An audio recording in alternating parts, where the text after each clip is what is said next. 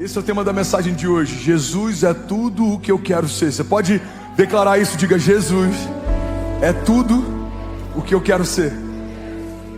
Sabe, se existe algo que a gente precisa perseguir, é sermos parecidos como Ele é.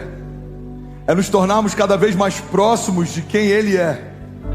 Primeira premissa para a gente entender a importância disso é entendermos que é impossível sermos parecidos com alguém que a gente não conhece. Por isso, conhecer Jesus é o primeiro passo para se parecer com Jesus. Conhecer ao Pai é o primeiro passo para se enxergar como filho. Alguém está comigo? Diga amém. Como eu posso parecer com alguém que eu não conheço? Como eu posso ser um imitador de alguém que eu nunca vi fazer? Jesus, ele fala algo, e Paulo em alguns momentos fala sobre isso também, sobre imitadores. Paulo diz: sejam meus imitadores como eu sou de Cristo. Jesus diz: eu não faço nada que eu não tenha visto meu Pai fazer. Eu não falo nada que eu não tenha ouvido meu Pai falar. Irmão, guarda isso em nome de Jesus. O primeiro princípio é que eu não posso ser parecido com alguém que eu não conheço. E o segundo princípio que eu quero compartilhar nessa manhã é que eu não posso ser imitador de algo que eu não vi fazer. Faremos coisas grandes no nome de Jesus, mas para isso precisamos ver Jesus fazendo coisas grandes primeiro.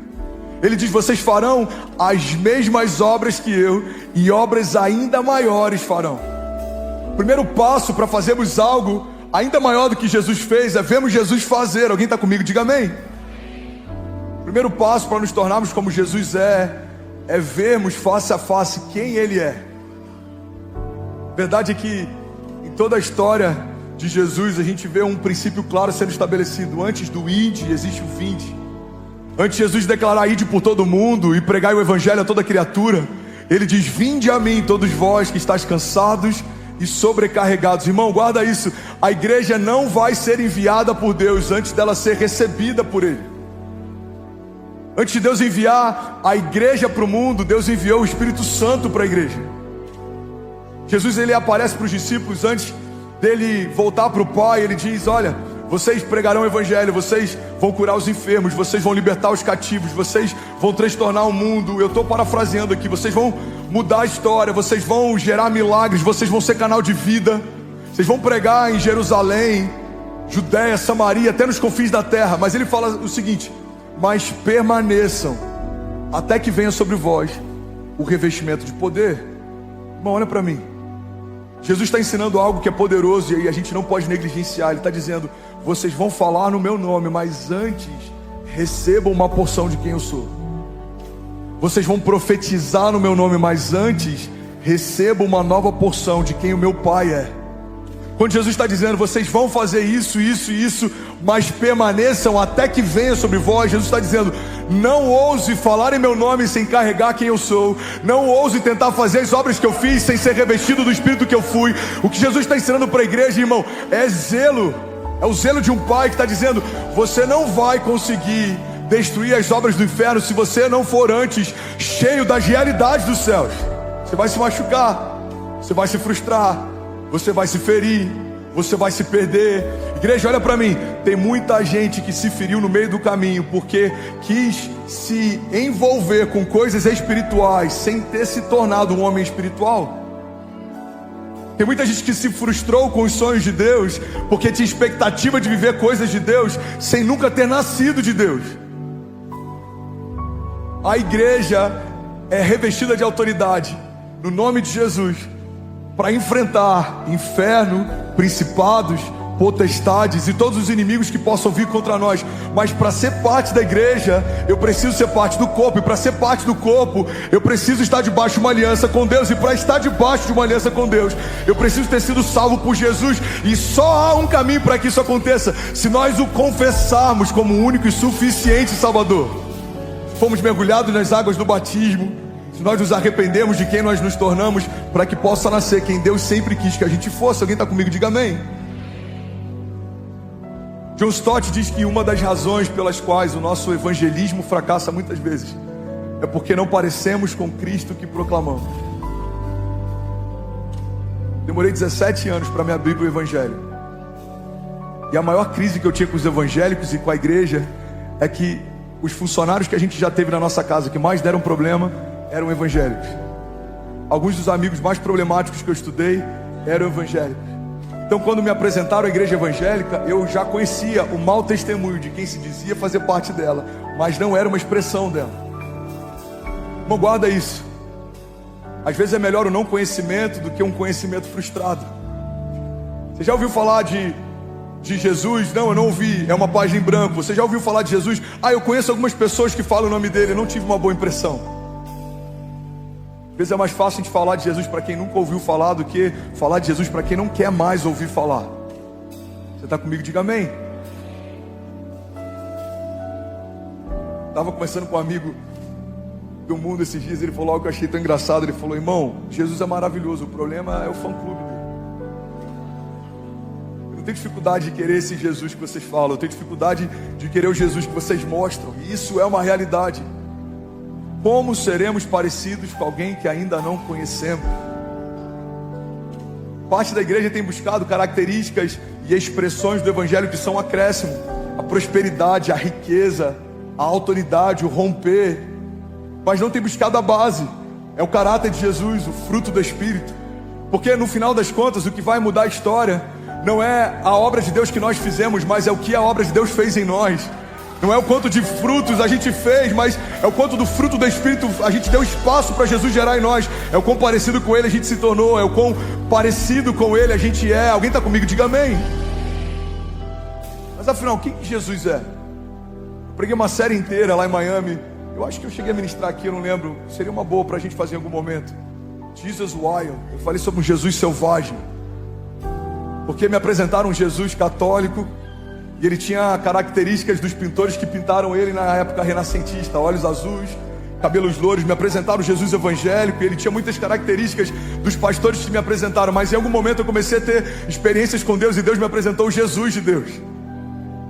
E ele é despido de qualquer camada de religiosidade, ou qualquer paradigma, ou qualquer ideia que a gente possa ter a respeito de quem ele é, irmão. O Jesus de Deus, ele é diferente do Jesus da religião. O Jesus de Deus, ele é despido de qualquer camada de religiosidade.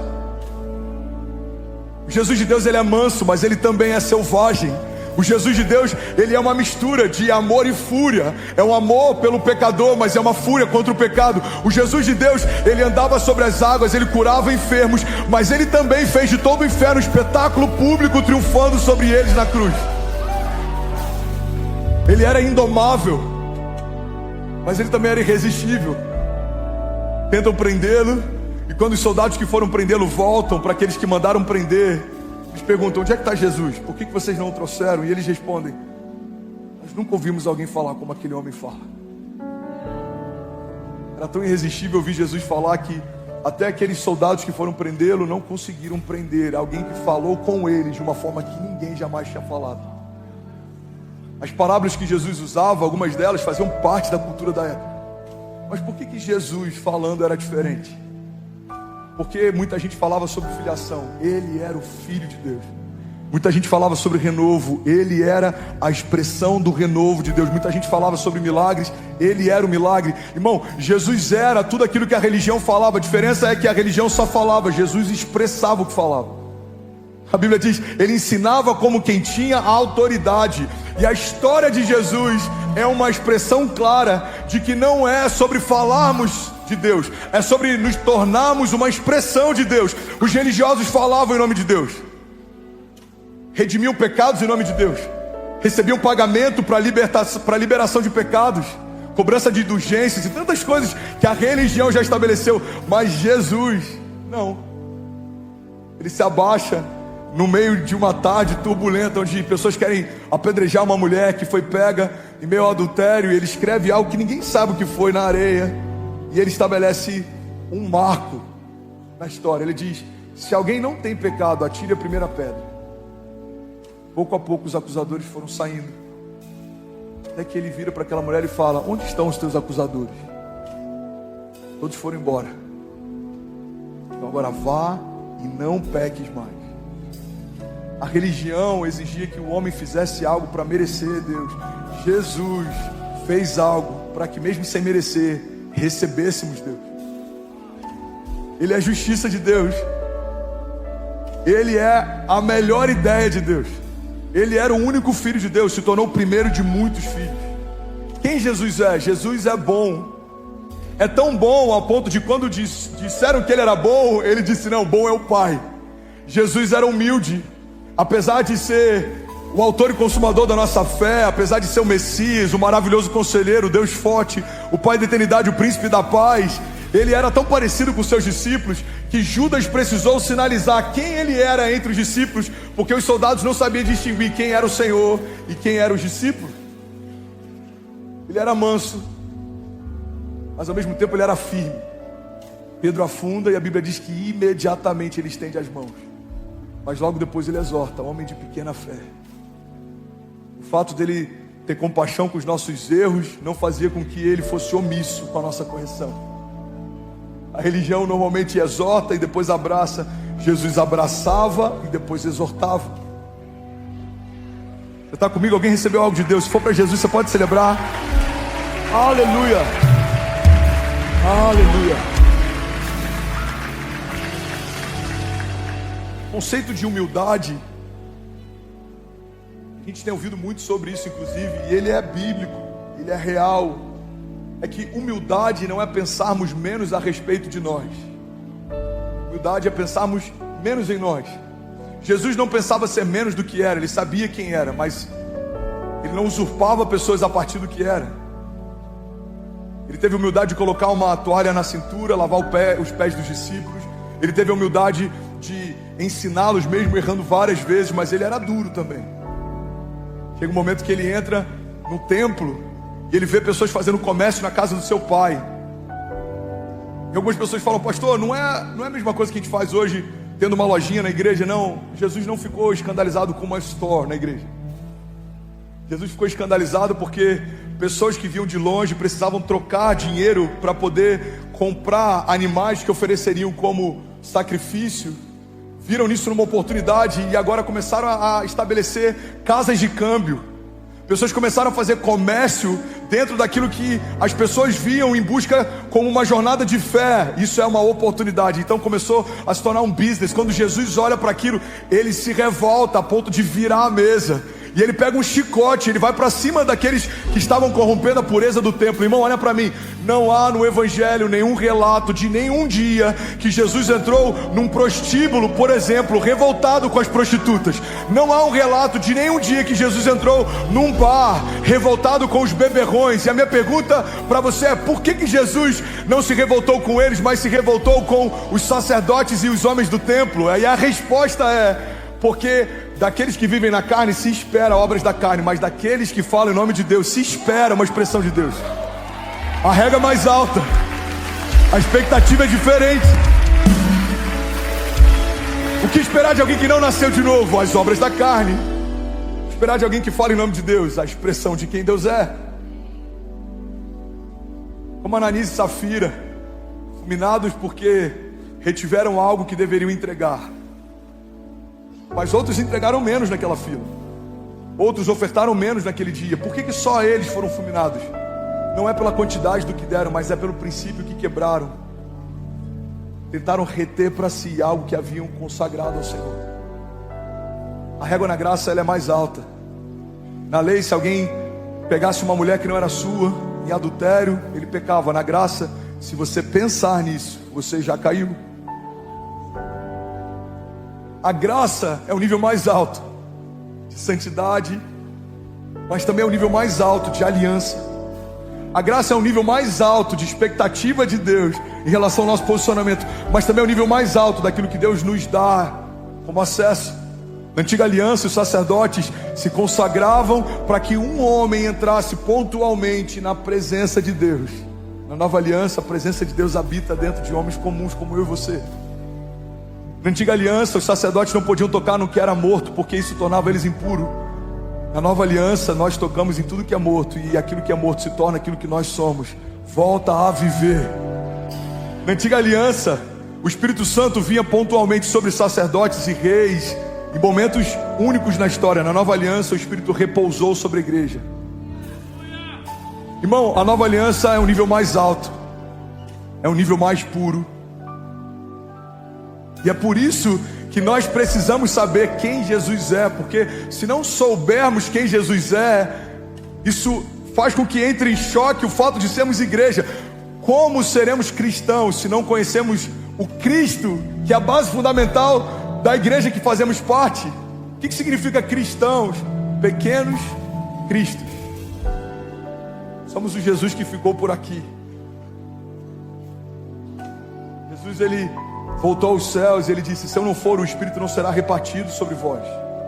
Jesus está dizendo o seguinte: no momento em que eu for para o Pai e vocês forem uma expressão de quem eu sou, durante toda a história, quando alguém precisar de cura, não vai precisar viajar para um lugar onde eu estou.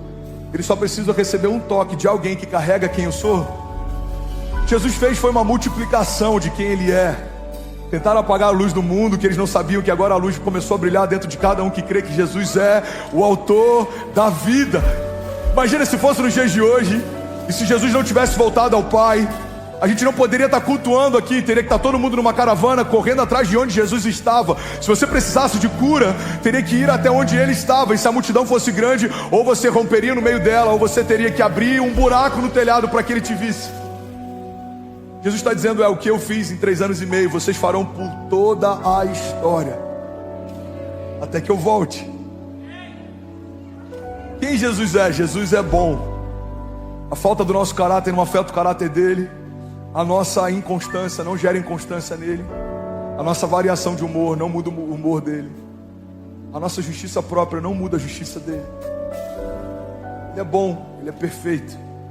Nada falta nele. Ele é a expressão exata da perfeição. Ele é o que é. Milagres não são apenas o que Jesus faz. Milagres são parte de quem Ele é, são a identidade dele. Ele é o Cristo, aquele que foi crucificado. Ele não só veio revestido de glória, como Ele se despiu de toda ela para ser morto como pecado. Ele vem como Filho de Deus, Ele se entrega como pecado. A Bíblia diz que aquele que não cometeu pecado se fez pecado por nós, para que nós fôssemos feitos justiça de Deus. Ele recebeu uma culpa que não era dele, uma sentença que não era dele, uma doença que não era dele, para que nós recebêssemos uma herança que não era nossa, uma justiça que não era nossa, uma bênção que não era nossa, uma filiação que não era nossa. E por que Ele nos deu? Porque se a gente tentasse tomar, além de ser humanamente impossível, mas se fosse possível, a gente estaria usurpando Deus. Nós não poderíamos ter tomado de Deus aquilo que só Deus poderia ter derramado sobre nós. Deus desejou nos dar aquilo que só o seu único Filho tinha acesso e direito. Quem Jesus é? Jesus é um canal de milagres. Jesus é um canal de vida. Todas as cidades que Ele passou foram diferentes depois que Ele passou. E é por isso que eu acredito que é impossível alguém que não vive transformação ter tido um encontro real com Jesus. Pastor, eu conheço pessoas que estão na igreja há anos e elas não mudam. Eu também conheço. Conheço até pastores que estão há anos numa igreja e eles não mudam. Conheço líderes que estão há anos numa igreja e eles não mudam. Porque a igreja não é o que muda. A igreja é só um ajuntamento de pessoas que estão sendo transformadas. A igreja é o corpo de Jesus, mas se cada um de nós estiver separado, nós não temos a mesma autoridade que temos quando estamos juntos, porque eu não sou a esperança da glória, você não é a esperança da glória, mas nós somos a esperança da glória. O que gera mudança? É morrermos para o mundo, nascemos para Cristo, estamos conectados na videira verdadeira. A Bíblia diz que sem Ele nada podemos fazer, mas com Ele nós podemos todas as coisas. A Bíblia diz que se estivermos nele, a palavra dele se mantiver em nós, pediremos o que quisermos e nos será concedido. Jesus é a expressão exata de quem Deus é. Alguém está recebendo algo de Deus? Diga amém. Jesus é a expressão exata de quem Deus é. Irmão, olha para mim. Jesus é a expressão exata de quem Deus é. Por isso, todas as características que nós pensamos a respeito de Deus, mas nós não vemos em Jesus, estão equivocadas. Deus é um Deus perseguidor. Vemos Jesus como alguém que persegue? Não. Então você está equivocado. Deus é um Deus mau. Vemos maldade em Jesus? Não. Então você está equivocado. Deus é um Deus que pune até aqueles que são bons. Vemos Jesus punindo pessoas boas? Não. Então você está equivocado. Deus é um Deus que se esqueceu da criação. Vemos Jesus se esquecendo da criação, até o último momento foi obediente, se entregou à morte, morte de cruz, como uma ovelha indo em direção a seu matadouro, não disse nenhuma palavra. Vemos isso em Jesus? Não. Então a gente está equivocado. Olha o que a Bíblia diz, Hebreus 1:3. O Filho é o resplendor da glória de Deus e a expressão exata do seu ser, sustentando todas as coisas por meio da sua palavra poderosa. Alguém pode dizer glória a Deus por isso? Se Jesus é a expressão exata de quem Deus é, olhamos para Jesus e olhamos para Deus. Mas a Bíblia diz que nós somos uma expressão de quem Jesus é. Logo, pessoas quando olham para nós, precisam olhar para uma parte de Deus. Somos a expressão daquele que expressa o Criador. E é por isso que toda a terra aguarda ansiosamente a revelação dos filhos. Nós revelamos a Cristo, Cristo revela o Pai, e o Pai é tudo. Ele é tudo em todos. Alguns nomes revelam características e facetas do caráter de Deus. Um deles é Yahvé. Eu sou o que sou. Quando questionam a Jesus sobre quem Ele é, quem você diz ser, quem você pensa ser, Ele fala, eu sou o que sou. Em outras palavras, para alguém aqui nessa manhã, Ele está dizendo, você está doente, muito prazer, eu sou a cura. Você está perdido, muito prazer, eu sou o caminho. Você está cativo, muito prazer, eu sou a liberdade. Você é órfão, muito prazer, eu sou o Filho e eu quero te apresentar o nosso Pai. Você está cansado, muito prazer, eu sou o renovo. Você está vivendo coisas velhas, muito prazer, eu sou o novo de Deus.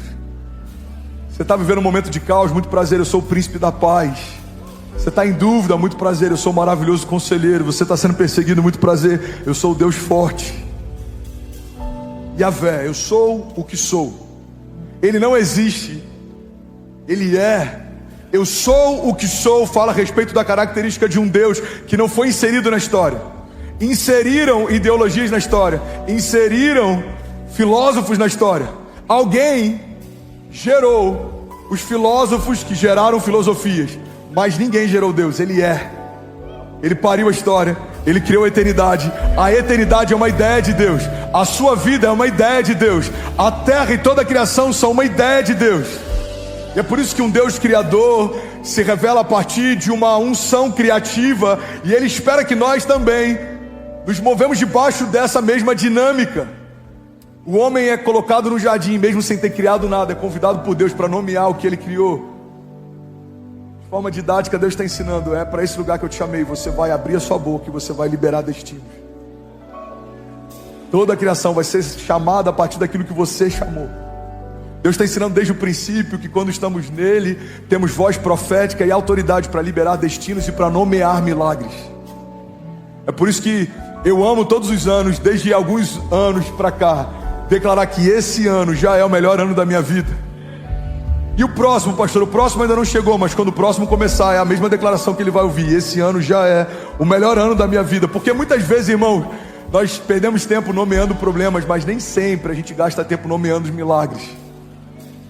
Esse é o ano do romper, esse é o ano da promessa, esse é o ano da multiplicação, esse é o ano da aceleração, esse é o ano do transbordo, esse é o ano das portas abertas, esse é o ano do mover de Deus, esse é o ano do agir de Deus, esse é o ano do favor de Deus. Alguém aqui comigo nessa manhã?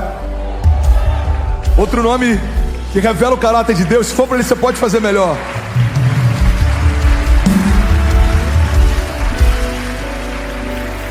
Aleluia. É que Ele é chamado de Rafá, o Deus que cura.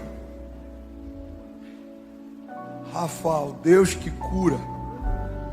Irmão, olha para mim, existe uma teologia caída dentro da igreja que acredita que Deus coloca doenças em nós para tratar o nosso caráter.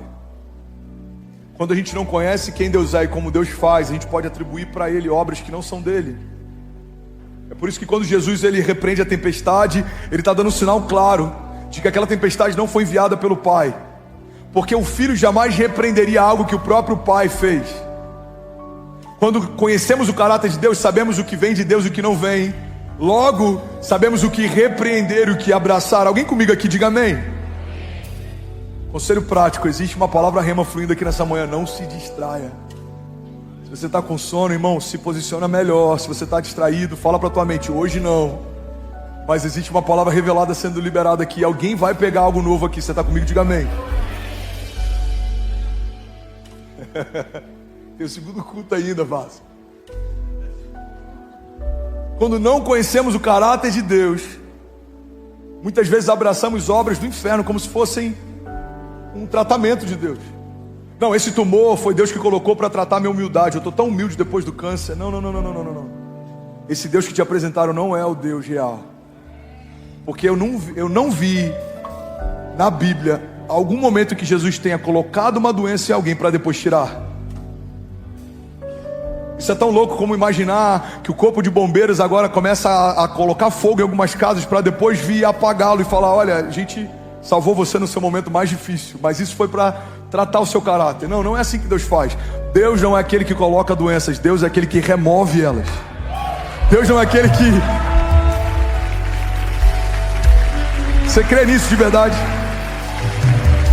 Em toda a história bíblica, pessoas doentes foram curadas por Jesus, mas em toda a história bíblica não vemos um relato de alguém sarado que foi feito doente por Jesus. Jesus então, colocando a mão nele, recebeu a lepra. Não, isso não acontece. Vemos na antiga aliança homens se tornando leprosos por causa de um juízo de Deus, mas na nova aliança vemos lepra saindo por causa da graça de Deus. A nova aliança revela um Deus que sara, que cura. Outra característica sobre Deus, e outro nome pelo qual a gente pode chamá-lo, é Elohim, Deus Supremo.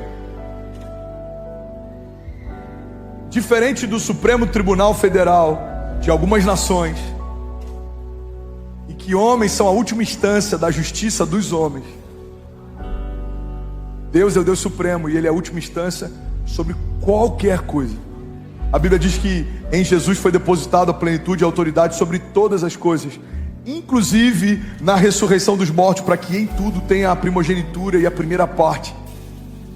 Ou seja, Ele é o cabeça de todas as coisas, Ele é o princípio de todas elas, Ele é o homem mais importante, Ele carrega o nome mais importante, não só sobre todos os principados e potestades, sobre todo tipo de ou qualquer tipo de autoridade, mas sobre a era presente e a era futura. A Bíblia diz que o nome de Jesus é nome sobre todo nome, não há um nome mais poderoso, não há alguém que carregue mais poder e autoridade, e é por isso que Ele é supremo.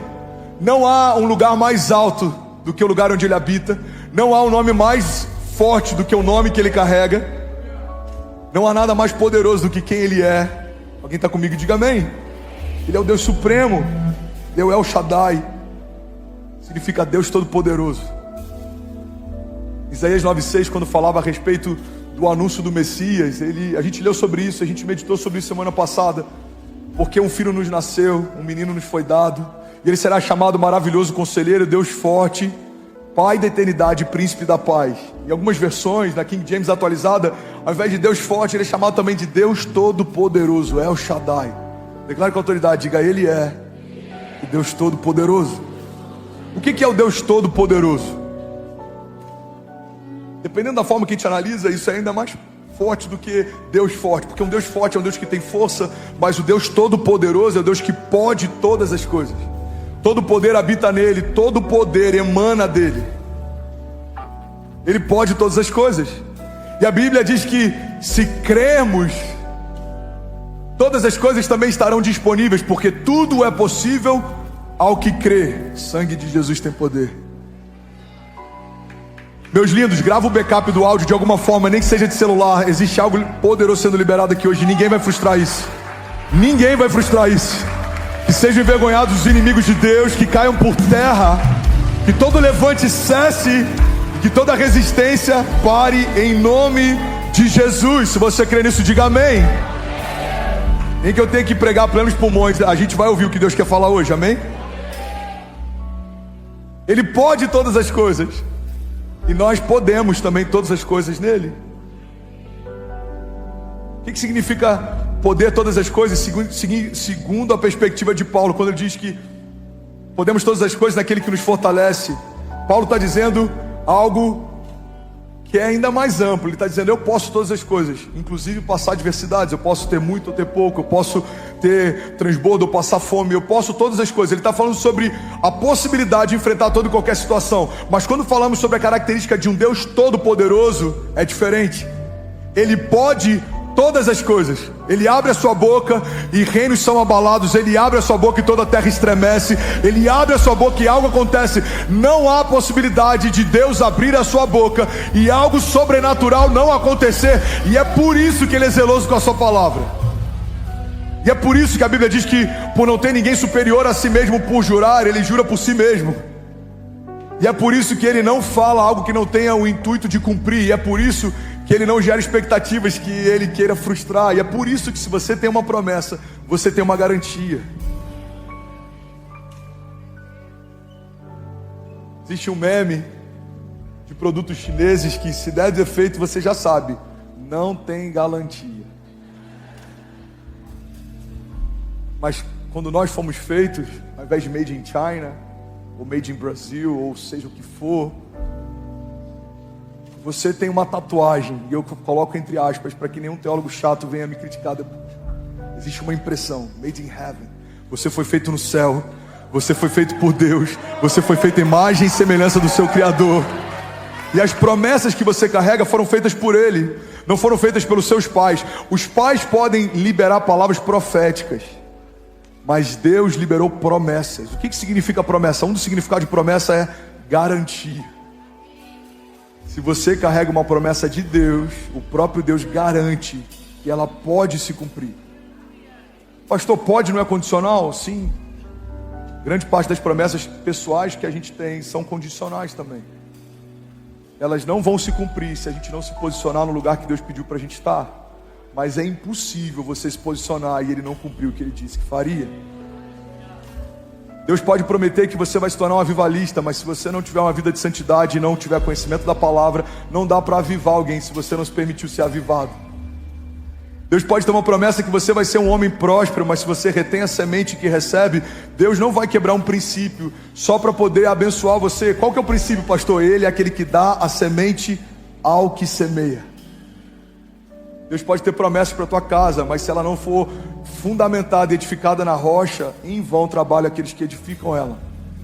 As promessas são uma garantia, mas elas também têm algumas condicionais. Se você estiver onde eu pedi para estar, se você fizer o que eu te pedi para fazer, você vai se tornar o que eu disse que você se tornaria, e a partir disso, você vai viver o que eu disse que você viveria.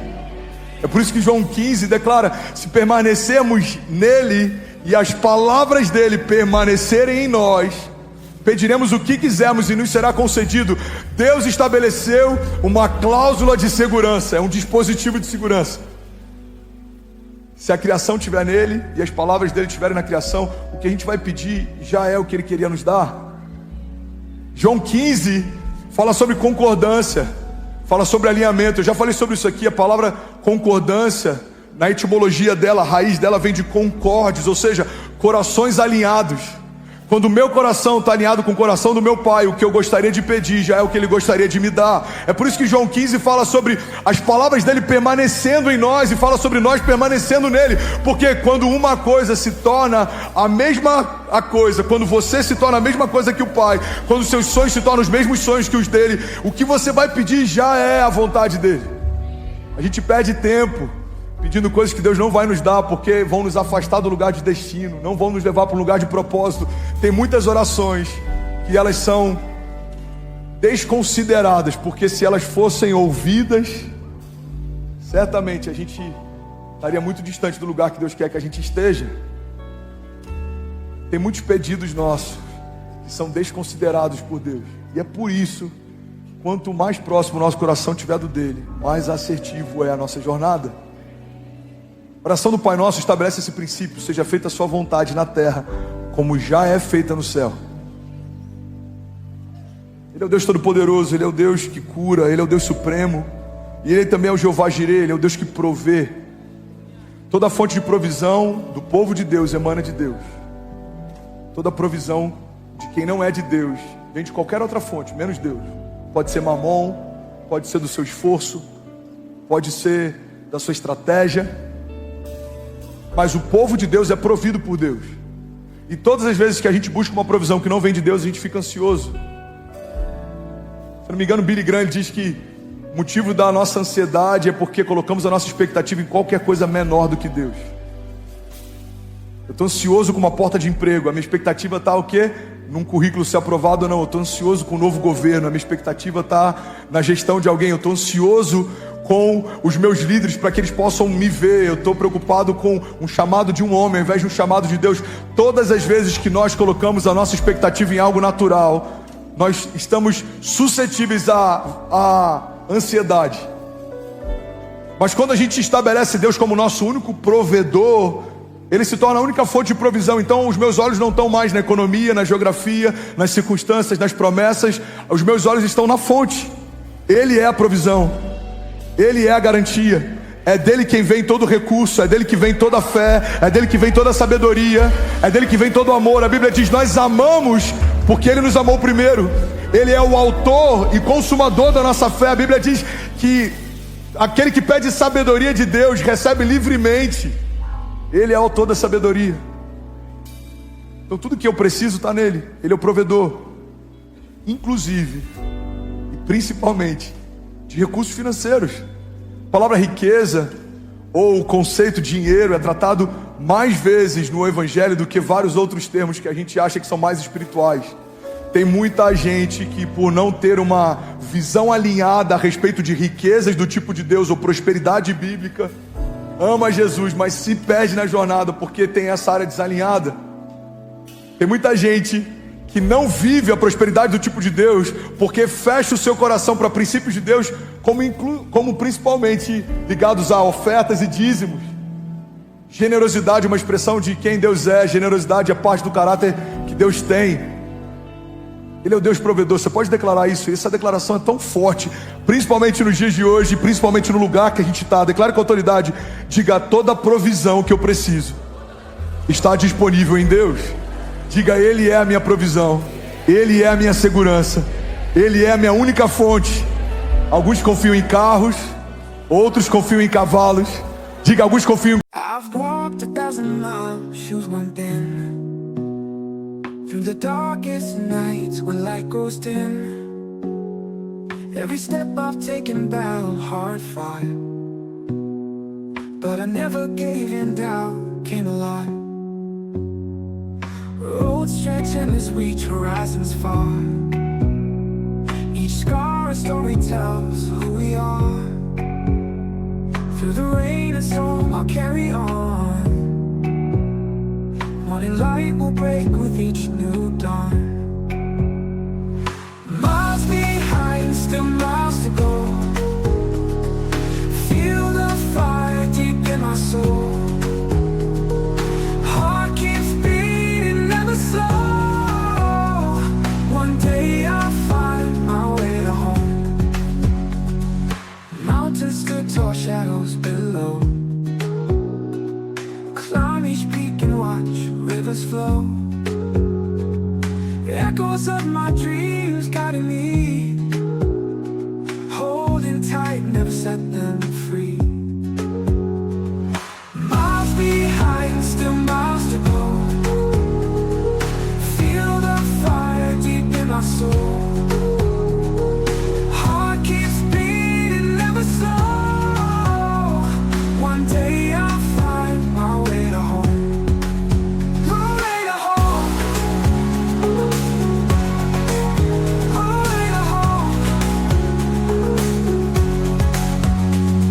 Highs and lows, I will survive.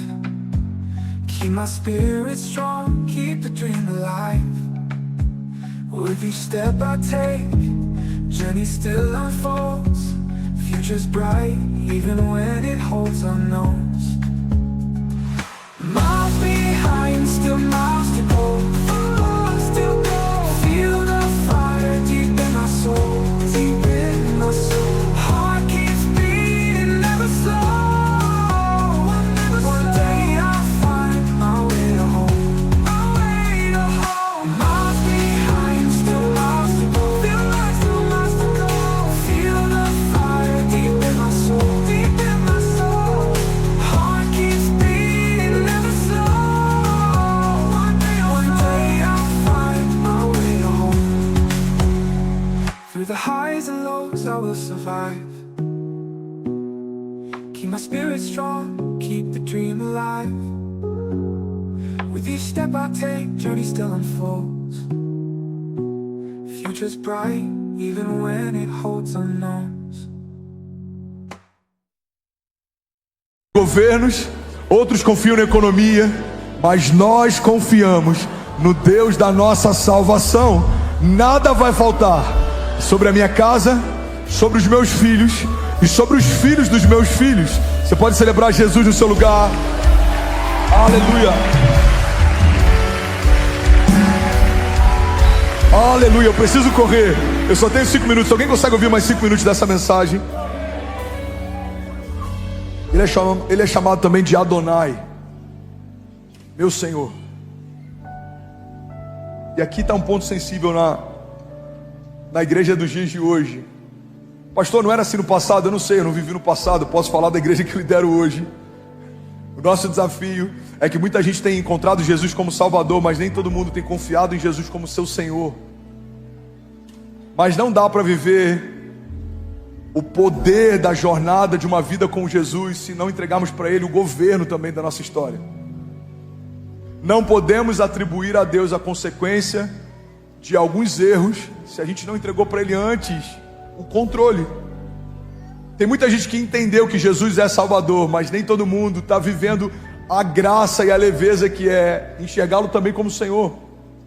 O que significa, pastor, Ele ser o Senhor da minha história? Se Ele falar não faça, não faz. Se Ele falar não entra, não entre. Se Ele falar corra, corre. Se Ele falar pare, para.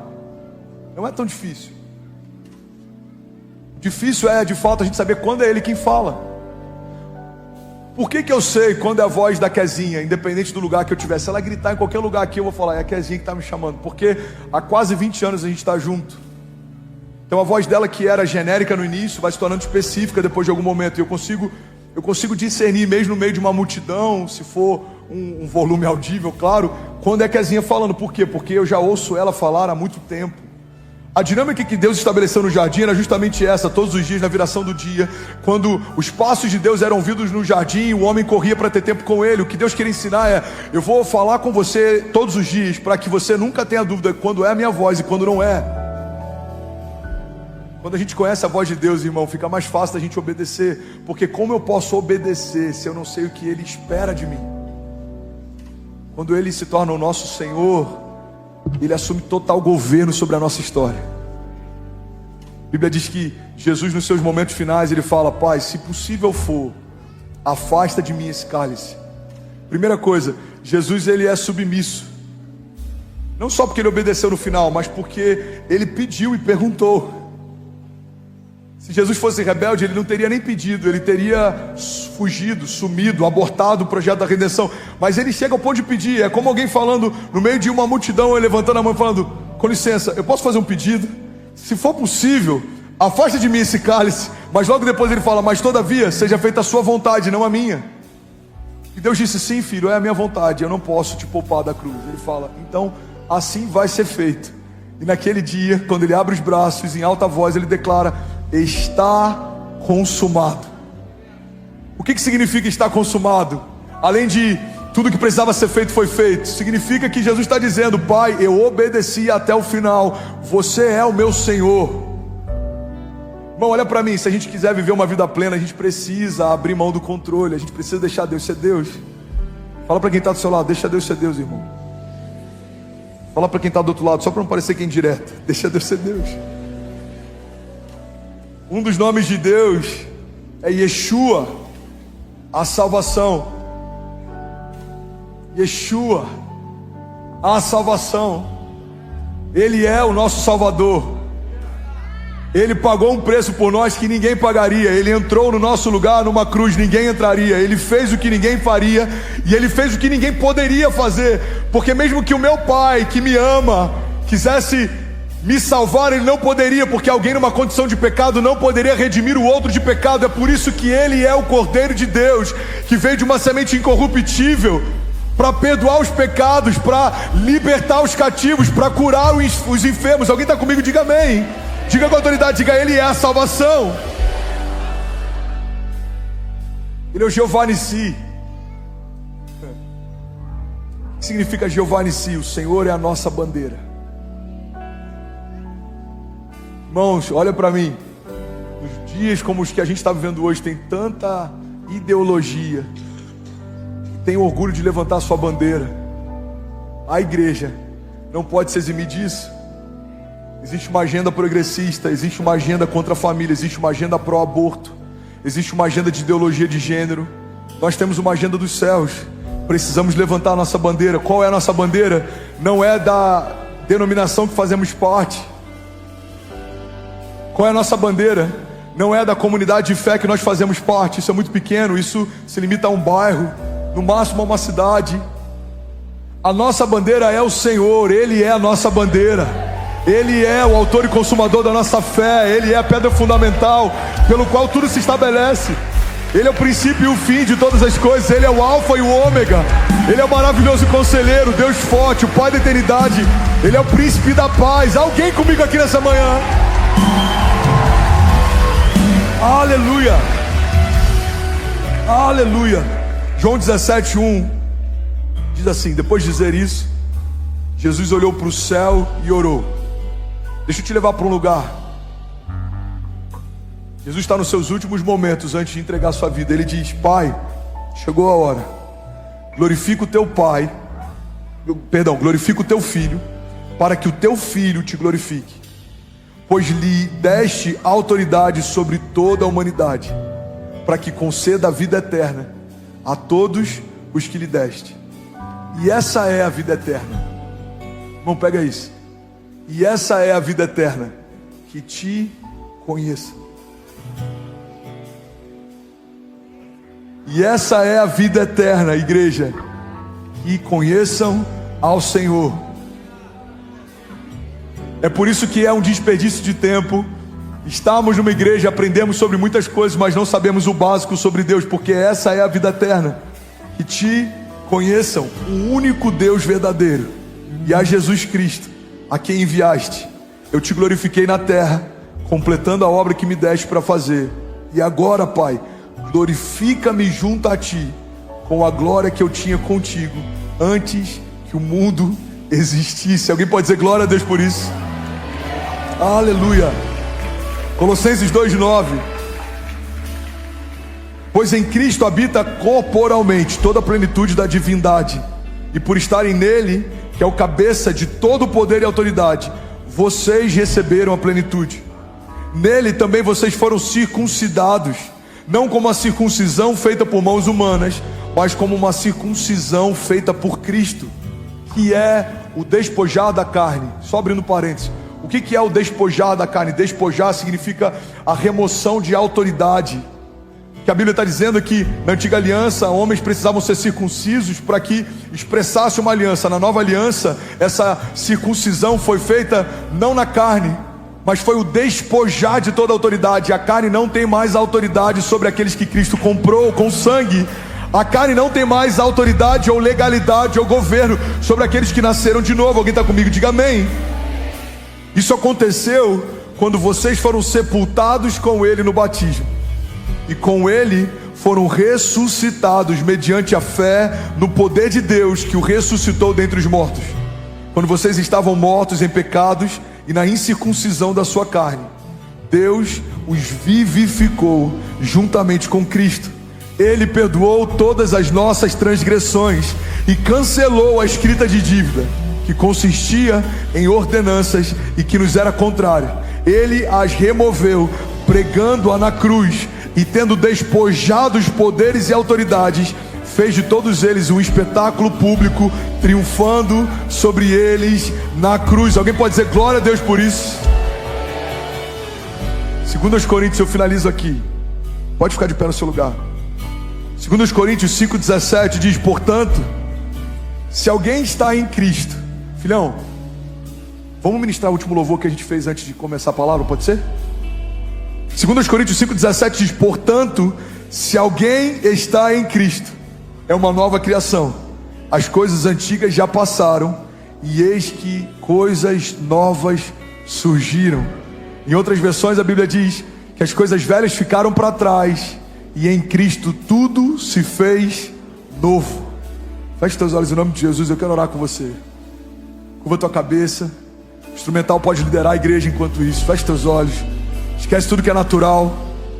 Esquece o lugar que você está. Esquece quem está do seu lado. Você não está mais numa igreja. Você não está num auditório. Você não está nem em Alphaville. Você não está mais em São Paulo. A Bíblia diz que quando 2 ou mais se reunirem no nome dele, lá ele estará. Irmão, esse lugar agora é um pedaço do céu. E Jesus quer se revelar para nós. A gente não está aqui para ouvir uma palavra motivacional. A gente não está aqui para qualquer coisa que não seja. Temos um encontro com Jesus. Jesus quer se revelar para você. Jesus quer se apresentar para você. Jesus quer apresentar para você o seu destino profético, as promessas. Jesus está dizendo para algumas pessoas nessa manhã: filho, é isso que eu tenho para você. São esses pensamentos que eu tenho para você.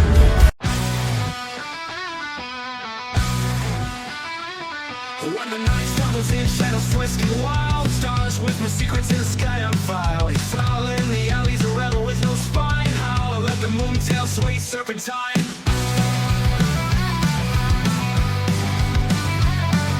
Dog of the night, roaming free and fierce. Wind bites his fur like 1,000 spears. Colorless robe, dark streets his shrine. Coolest but alive, legacy divine. Coolest of the night, rocking his prime in the pale moonlight. Nothing taxed, no chains to find. Wild and untamed, force undefined.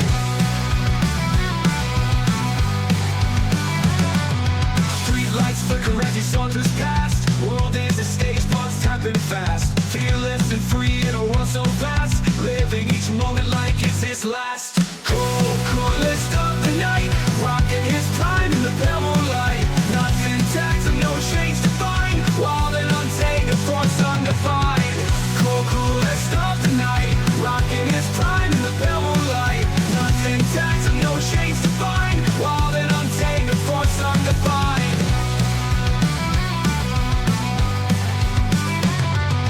Street lights flicker as he saunters past. World is a stage, pause tapping fast. Fearless and free in a world so vast. Living each moment like it's his last.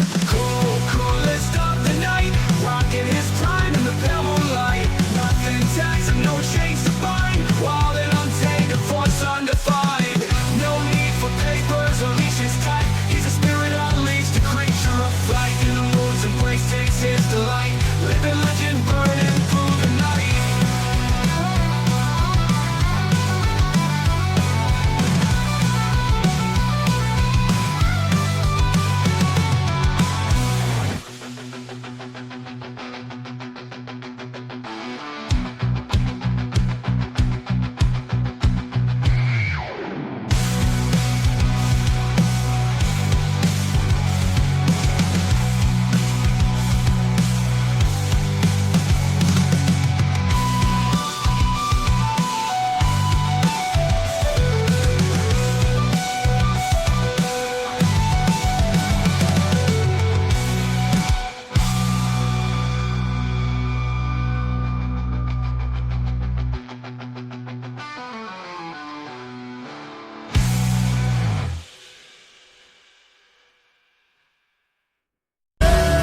Pensamentos de paz e não de mal. Pensamentos de vida e não de morte.